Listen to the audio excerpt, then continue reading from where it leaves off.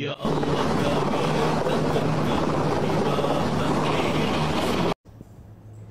Allahu Akbar. Kapal yang terbaru berlayar untuk nak bawa misi kemanusiaan, nak bawa bekalan makanan, nak bawa ubat-ubatan, nak bawa minuman kepada rakyat Palestin, rakyat Gaza yang di tepi laut yang hidup di tepi laut dengan kemah-kemahnya, yang dah tak ada ibu bapa, tak ada keluarga, tak ada sekolah, tak ada apa-apa, dah tak ada apa, hancur musnah.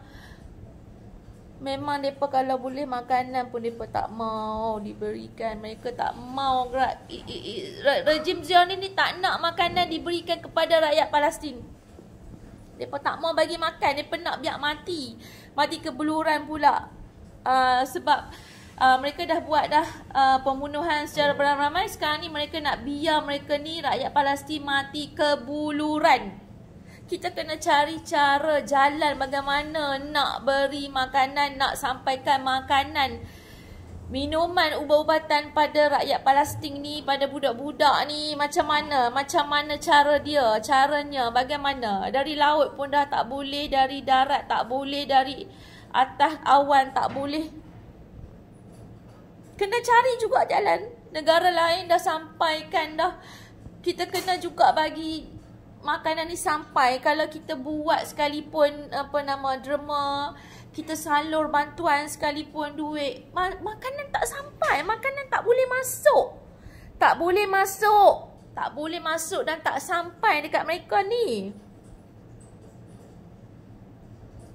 Allahu Akbar. Makanan tak sampai kat depa.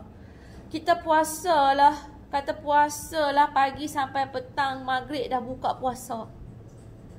Okay, so pukul 6 kita dah stop sahur. Katalah nak 6. Kalau pukul 6 sampai pukul 6, 12 jam. 12 jam, pukul 7, 13 jam. Pukul 8, 14 jam. Pukul 7 lebih, 13 jam dah buka puasa. Kita sebelum azan subuh, kita kena berhenti. Subuh tak boleh makan dah. Lepas tu masuk maghrib, kita kena buka. Kena makan secepat, seawal maghrib. Tak boleh melengahkan, melewatkan. 13 jam boleh bertahan.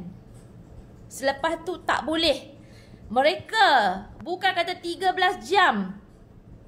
Saya rasa lebih daripada 13 jam. Lebih sehari, lebih 2 hari, lebih 3 hari. Tak ada makanan. Sebab itulah ada video baru ni, itu pun kuasa Allah Ta'ala. Ada rezeki, ikan-ikan melompat di tepi laut. Barulah dapat protein, baru dapat vitamin nak supply dalam badan. Macam mana nak ada tenaga, macam mana otak-otak nak berfungsi, macam mana nak ada oksigen, macam mana nak ada darah yang mengalir dengan baik, blood circulation tu mengalir dengan baik. Lepas tu oksigen selalu mengalir ke minda, ke otak kita. Macam mana otak-otak nak berhubung, macam mana.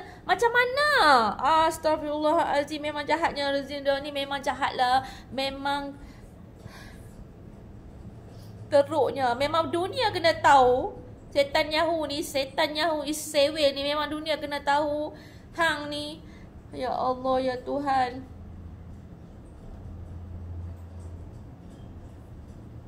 Cuba hampa pergi buat cara halus.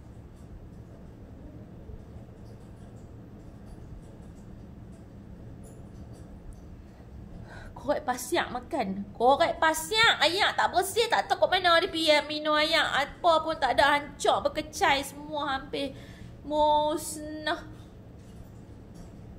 Memang kuajak lah. Memang koyak lah hang ni. Hang memang koyak lah Israel. Hang memang koyak lah. Hang memang fuck you lah. Tolonglah.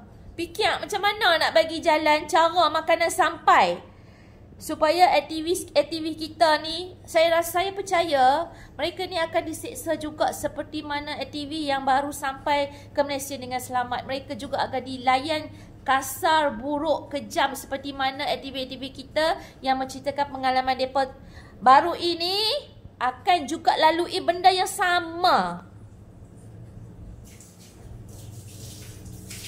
Tolong fikirkan kerajaan, bagaimana cara kita nak bawa masuk makanan keperluan asal, ubat-ubatan, minuman yang bersih kepada rakyat Palestin.